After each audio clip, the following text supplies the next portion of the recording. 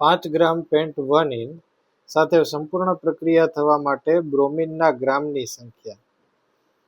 એટલે કે અહીંયા પેન્ટ 1 ઇન C5H10 સાથે બ્રોમિનની પ્રક્રિયા થાય છે અને બ્રોમિનના કેટલા ગ્રામ વપરાશે તે આપણે જાણવું છે. તો આપણે પહેલા પ્રક્રિયા સમીકરણ લખીએ. તો C5H10 એટલે પેન્ટ 1 ઇનનું સૂત્ર છે CH3 CH2 CH2 CH double bond CH2. આ થયું પેન્ટ 1 ઇન. હવે જ્યારે બ્રોમિન સાથે પ્રક્રિયા કરીએ Br2 સાથે એટલે એડિશન પ્રક્રિયા થાય છે.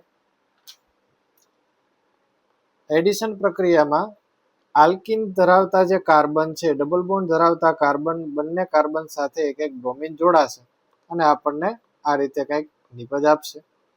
CH3 CH2 CH2 CH single bond CH2 અને આ બંને કાર્બન ઉપર એક એક Br જોડાશે. તો એનો મતલબ એવો થયો કે આપણે 1 mall pant 1 in 1 mall pant 1 in સાથે પ્રક્રિયા કરવા માટે 1 મોલ Br2 ની જરૂર પડે છે.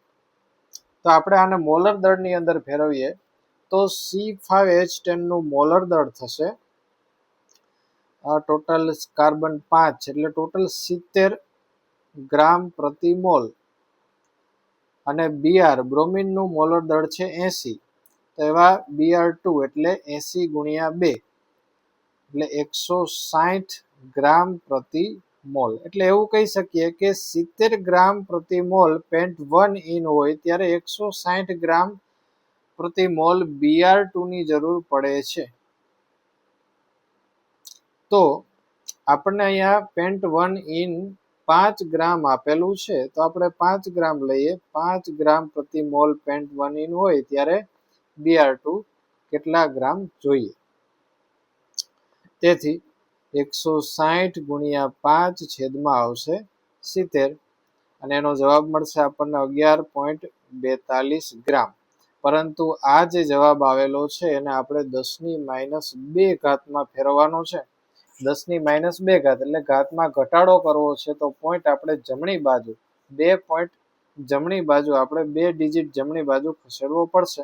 એટલે જવાબ મળશે આપણને 1142 ગુણ્યા 10⁻² ગ્રામ જેટલા Br2 ની જરૂર પડે.